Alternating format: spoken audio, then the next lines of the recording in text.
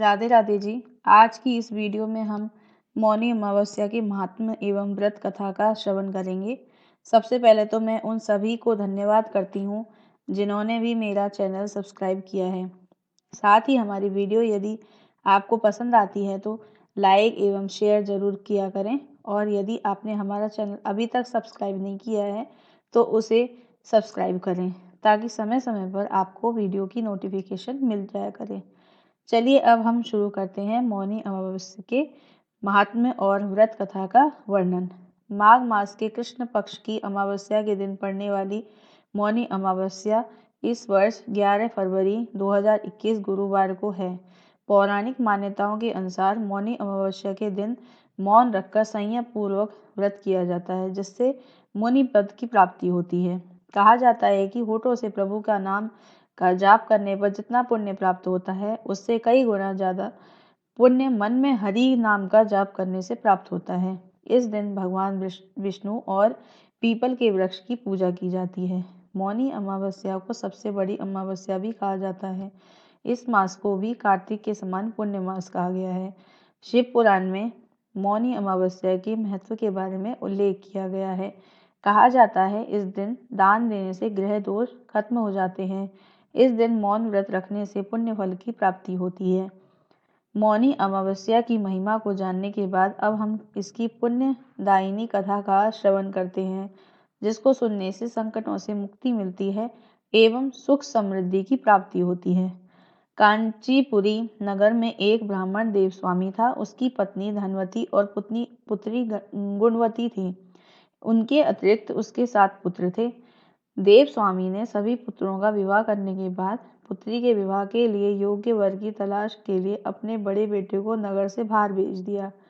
फिर उसने गुणवती की कुंडली एक ज्योतिषी से दिखाई। ज्योतिषी ने बताया कि विवाह के समय सप्तपदी होते ही यह कन्या विधवा हो जाएगी। यह सुनकर देव स्वामी दुखी हो गया। उसने उपाय पूछा।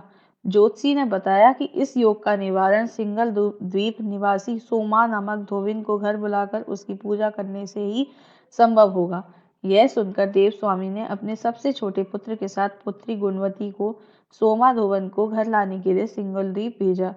वे दोनों समुद्र तट पर पहुंचे और समुद्र को पार करने का उपाय सोचने लगे, लेकिन कोई उपाय नहीं सूझा। तो दोनों भाई बहन भूखे प्यासे एक वट वृक्ष की छाया में उदास होकर बैठ गए। उस वट वृक्ष पर एक गिद्ध का परिवार रहता था। उसके बच्चों ने देखा कि दोनों भाई बहन दिन भर परेशान रहे। जब शाम को गिद्धों की माँ अपने बच्चों के लिए कुछ भोजन लेकर आई और उन्हें खिलाने लगी तो उन बच्चों ने कुछ नहीं खाया और वृक्ष के नीचे बैठे भाई बहन की बात बताई। बच्चों की बातें सुनकर उनकी माँ को दया आ गई। उसने दोनों भाई बहन के पास जाकर कहा कि तुम दोनों की इच्छा उसे पता है, तुम दोनों भोजन कर लो, सुबह तुम दोनों को समुद्र पार सोमा के पास पहुंचा दूंगी। गिद्धनी की बात सुनकर वे दोनों बेहद खुश हो गए। उन्होंने उसे प्रणाम करके भोजन किया। फिर सुबह होते ही गिद्धनी ने उन्हें सोमा के घर पहुंचा दिया। सोमा का उन बहन भाई से वार्तालाप हुआ। भाई ने सोमा को बहन संबंधी सारी बात बता दी।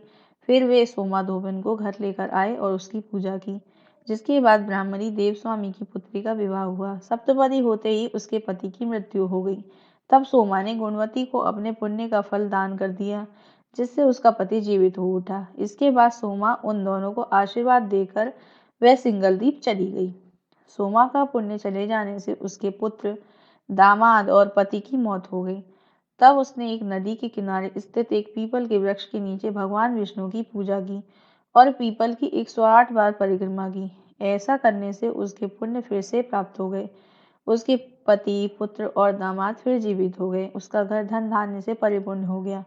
निष्काम भाव से सेवा का फल मधुर होता है। इस व्रत का यही लक्ष्य है।